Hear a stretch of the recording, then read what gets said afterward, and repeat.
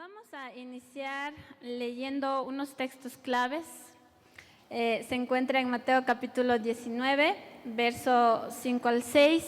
Dice, y agregó, por esto el hombre dejará a su padre y a su madre y se unirá a su mujer, y los dos serán un solo ser.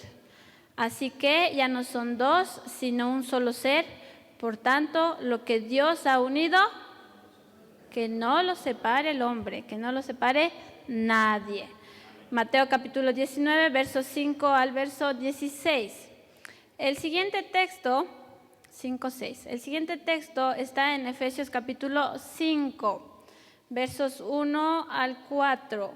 Dice, hijos, obedezcan a sus padres. Ustedes son de Cristo y eso es lo que les corresponde hacer. Amén, decimos los padres.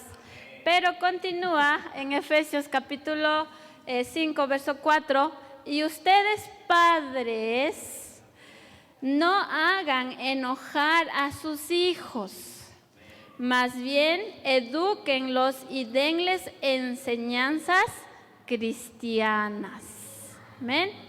Y el último texto está en Primera de Juan, capítulo 4, verso 20, y dice, si alguno dice, yo amo a Dios y aborrece a su hermano, es un mentiroso, porque el que no ama a su hermano, a quien ha visto, no puede amar a Dios, a quien no ha visto. ¿Amén? Y ustedes dirán, hermanos, ¿por qué nos están leyendo este texto? ¿Okay? Porque hoy queremos hablar de lo que Dios quiere con las familias. Y aquí nosotros hemos visto que hay textos bíblicos para la pareja, los cónyuges, pero también hay textos para los hijos. Y también hay textos para nosotros como padres, cómo debemos de criar a nuestros hijos, y textos de cómo tienen que relacionarse entre hermanos. ¿Okay? Ahí están estos textos. Y vamos a usar una imagen que se usa mucho en el área de psicología para consejerías familiares. Y esta imagen es un círculo, ¿no? Que hay un núcleo y en el núcleo está lo que nosotros conocemos como nuestro núcleo familiar. Aquí hay muchos núcleos familiares, muchísimos. ¿Okay? Está Eduardo, Reina, es un núcleo familiar con su bebé, con sus bebés. Está Obed, está Marisol, tienen su núcleo familiar y todos nosotros tenemos nuestro núcleo familiar, es el centro, ¿verdad? Pero hay otro círculo que está fuera del núcleo familiar, que son nuestra familia, padres, hermanos y sobrinitos, y más, ¿no? Por ejemplo, aquí tenemos, sigamos con el ejemplo de Reina Eduardo, pero aquí están los suegros o los papás. Aquí están, ¿verdad? Esa es la familia extendida. Está el núcleo, que somos nosotros, la familia, está el núcleo extendido y fuera de este núcleo está la sociedad, está la iglesia, estamos todos nosotros. Y en este momento queremos hablar acerca de la importancia del núcleo familiar. ¿Por qué, pastor? Es importante que podamos nosotros cuidar nuestra familia. El Señor nos manda a cuidar nuestra familia. El primer mandato es con nuestro núcleo familiar, ahí, porque ahí es donde se dan las interacciones cotidianas, ahí es donde pasamos mayor parte del tiempo y desde ahí también va a depender mucho cómo nos relacionamos hacia afuera, va a depender mucho nuestra felicidad, nuestro gozo. Y también cuando el Señor fundó a la humanidad, no hizo inmediatamente 40 humanos, ¿no? ¿Verdad? Cuando uno lee Génesis no hizo 40 humanos y diga, bueno, échenle ganas. No, hizo a una pareja. Y el Señor es sabio, porque sabe que al hacer la pareja como primer núcleo, desde ahí se va a desprender las relaciones que tenemos hacia los demás. Entonces es importante cuidar nuestro núcleo familiar, es importante que nosotros podamos atender adecuadamente hacia adentro para poder vivir en paz con Dios y para poder vivir en paz con los demás. ¿Por qué? Porque en nuestro núcleo familiar existe la interdependencia, existe la interacción, y esto, para que nos llevemos bien, contiene reglas dentro del hogar. ¿Y quiénes son los que ponen las reglas? Nosotros, los papás. ¿Quiénes son los que ponen las reglas? Ahorita vamos a decirles quiénes son. Pero vamos a hacer la diferencia aquí en el núcleo familiar, ahí en el centro. Vamos a hacer la diferencia también vamos a usar otro nombre que son los subsistemas. ¿Ok? Son subsistemas. Sí somos una familia nuclear, pero hay niveles, hay divisiones. El primer subsistema es el sistema conyugal. ¿Ok? Aquí estamos los padres, los esposos, no padres, esposos. Porque hay una relación de pareja. Estos dos soñadores que dicen yo quiero formar un hogar. Todos ustedes, los que están casados, son soñadores, visionarios. No somos. ¿Por qué? Porque somos una pareja que vamos a iniciar un hogar. El otro subsistema es el subsistema parental. ¿Okay? Subsistema parental. ¿Y cuál es este subsistema? Pues esa responsabilidad, si Dios nos permite tener hijos, pues aquí estamos, ¿no? Como padres. Y como padres tenemos otra responsabilidad. Es la otra cara de la moneda que no es el ser pareja, ¿no? En la pareja nos cuidamos él y yo, pero ya como padres, nuestra responsabilidad son otras personitas. Y el último subsistema es el filial. ¿Quiénes están en este subsistema? Son los hijos. ¿Okay? Filial. Filios es la serie de este mes, ¿verdad? ¿Y qué quiere decir filios? Amor fraternal, amor de hermanos. Aquí estamos nosotros y por esa razón inicié leyendo el primer subsistema, que era el sistema conyugal. El texto que dice, el padre, el esposo, la esposa, ella, él dejarán. Subraya esa palabra. Sus padres. ¿Ok? Ese dejar, hermanos, y usted sabe que cuando uno es novio, pues uno promete ¿qué cosa? Amor eterno. El sol, la luna y las estrellas. Y uno se casa por amor, ¿verdad? Espero que todos se hayan casado por amor. Digan amén. Amén. Eso, ese amén sí sonó. Pero la Biblia dice que cuando nosotros nos casamos, entonces, ocurre el dejar. Amar también es perder. Y vamos perdiendo ciertas cosas y ciertos privilegios que teníamos. Por ejemplo, al unirnos con nuestra pareja, inmediatamente perdemos la dependencia económica, por ejemplo, de nuestros padres. ¿Verdad? Y ahora nuestros padres no nos mantienen. En casa mi padre siempre tenía un dicho, decía, el que se casa, casa quiere y casa debe tener. Entonces con eso nos amenazaba cuando nos fuéramos a casar, que ya sabíamos qué teníamos que hacer.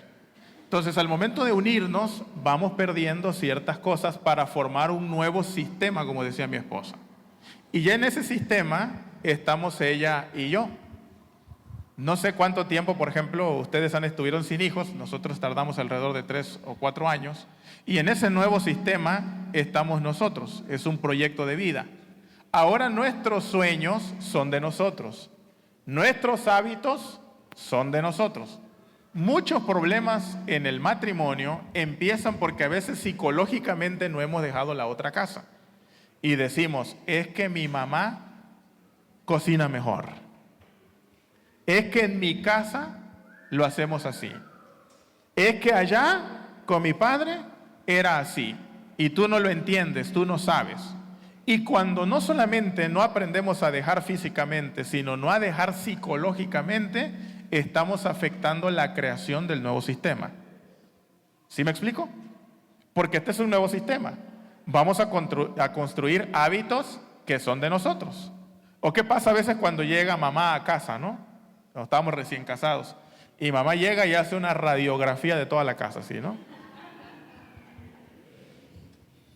Y obviamente mamá, que es mamá, que nos quiere, pues va a juzgar lo que estás viendo a partir de su sistema, a partir de lo que ella cree, a partir de donde ella creció.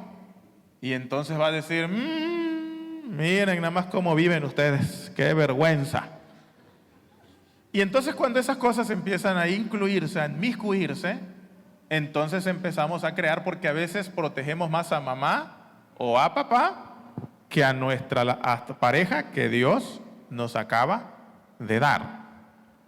Por eso de romper, eso de dejar, implica cortar el cordón umbilical, ¿ok? Que a veces lo cargamos arrastrando, ¿no? No está diciendo que ya olvidemos a nuestros padres, sino la importancia de entender lo que dice la palabra. Por tanto, el hombre dejará a su padre y a su madre y se unirá a su mujer y serán una sola carne. ¿Ok? Les platico una anécdota. Una vez estábamos en un evento y el predicador que estaba ahí, el hermano Roland Bang, no sé si algunos lo conocieron, el hermano Roland Bang, terminó de predicar y estábamos con él en la plataforma y así dejó el micrófono, fue a donde estábamos nosotros y me quedó viendo y me dijo, tú vas a morir en Ecuador, me dijo. Y yo estaba sensible, ¿no?, a lo que estaba pasando y me asusté, ¿por qué me está diciendo eso? Y él me dijo, porque la Biblia dice que el hombre dejará a su padre y a su madre y no la mujer va a dejar a su padre y a su madre, ¿no? Entonces, eso nos estaba diciendo precisamente para afirmar que ahora el núcleo es de nosotros. Amén. En casa tuvimos que aprender eso. En casa comemos arroz y tortilla, las dos cosas. Para los que no saben, en Ecuador se come arroz, no existe la tortilla, y en México comemos tortilla. Amén. Así que creamos una nueva subcultura México-ecuatoriana, ¿ok? Si le damos tacos de arroz cuando vaya a mi casa, no se asuste, así comemos en casa. Aunque mis hijos ya se me están revelando, hermanos, ya no quiero arroz.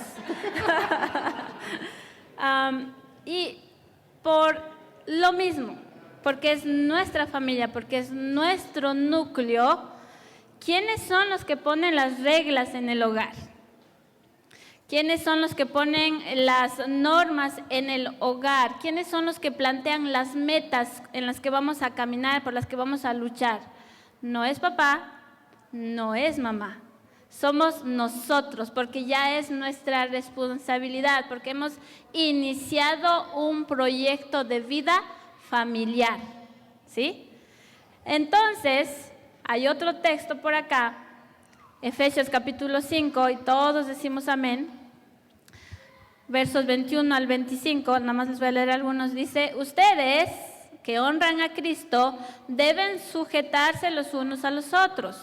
Las esposas deben sujetarse a sus esposos, así como lo hacen con Cristo, porque el esposo es cabeza de su esposa, así como Cristo es cabeza de su iglesia y también su Salvador.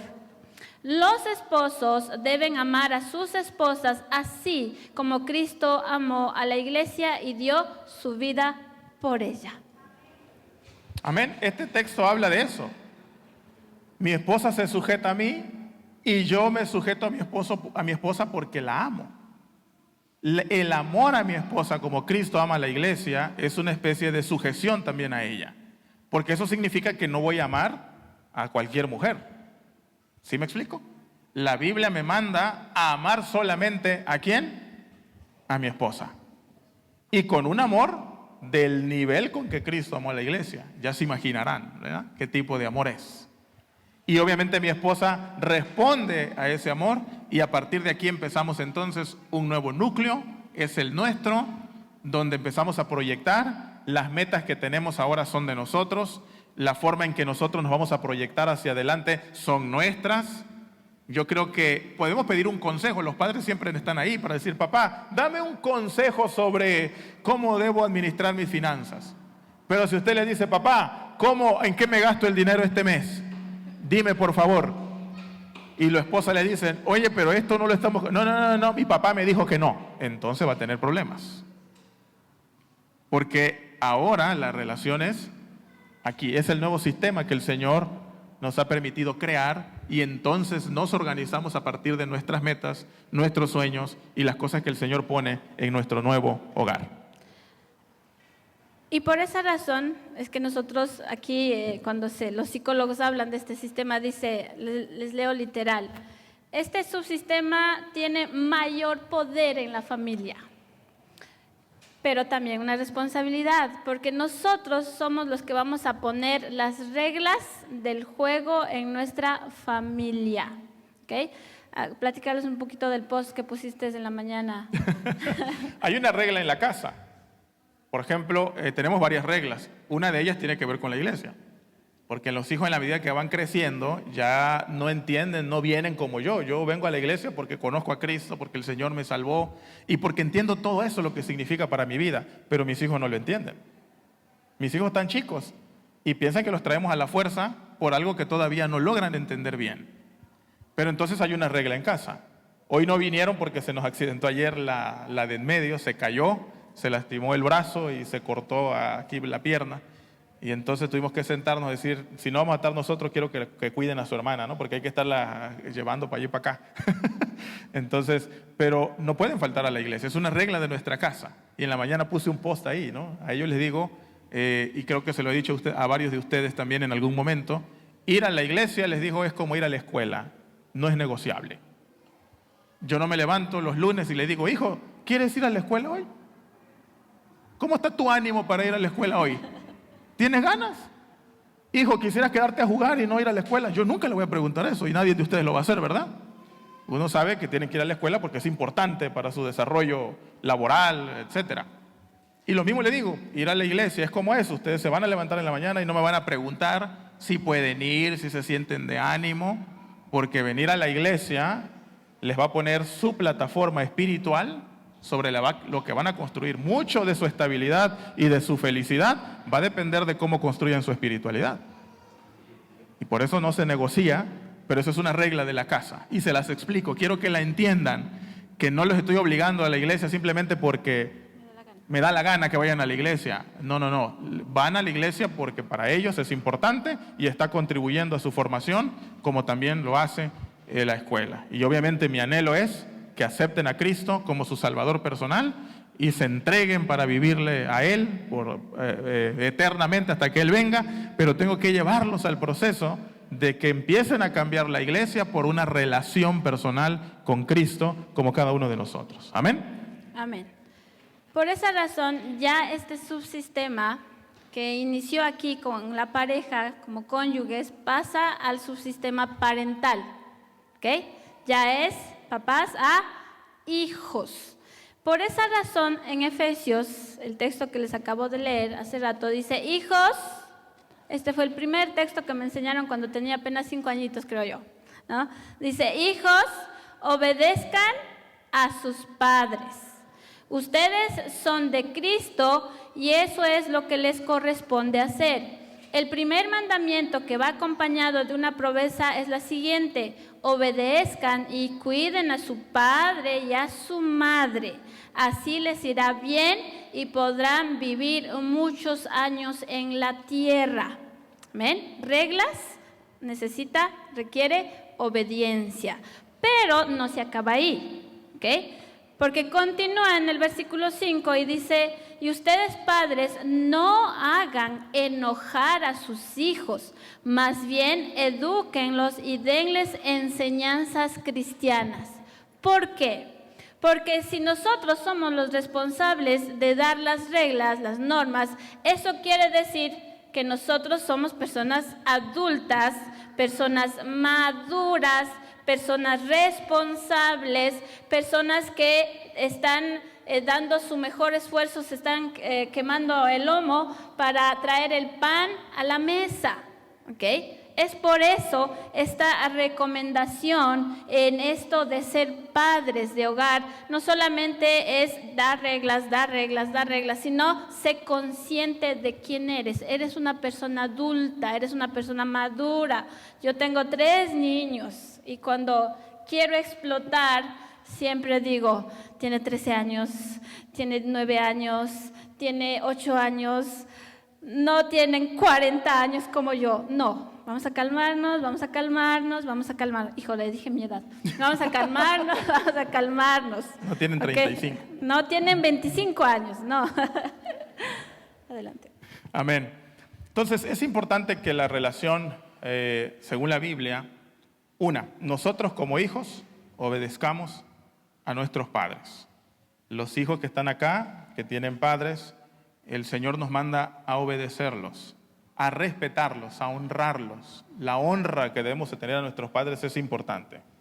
No hay que burlarse de los padres, no hay que minimizar a los padres, no hay que despreciar a los padres. Los padres no están fuera de onda, no están viejos, no están desactualizados. No. ¿Sí? Dice mi esposa que sí, pero no. No. Los padres son los que Dios puso ahí. Y los hijos tenemos que aprender a honrarlos, aprender a obedecerlos, aprender a darles su lugar que tienen en este núcleo familiar. Quizás una de las cosas, le decía a mi esposa, me llama mucho la atención que el cine actual, por ejemplo, las series y el cine actual, tienen una tendencia a ridiculizar a los padres. No sé si se han dado cuenta de eso. Muchas de las series y de las películas que pasan ponen a los padres como objeto de burla. Y entonces el protagonista es mucho más cool o mucho más bueno en la medida que ridiculiza a sus padres.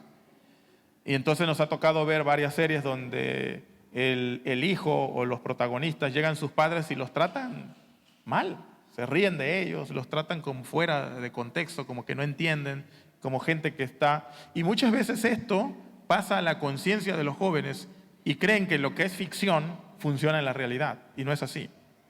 Eso es ficción, ¿sí? Algunos cuando me preguntan sobre estas cosas, les digo, eso es ficción, aprendamos a separar la ficción de la realidad. Es como Superman. Yo puedo ir a ver a Superman en el cine y me puedo emocionar cómo vuela y todo, pero nunca voy a salir y me voy a subir al techo para lanzarme como Superman. Claro que no, porque sé que eso es ficción. Entonces muchos de los valores y de las cosas que enseña el mundo son ficción, no funcionan en la vida real. Lo que funciona es la palabra de Dios. Amén. Lo que nos da estabilidad es lo que el Señor ha enseñado en su palabra.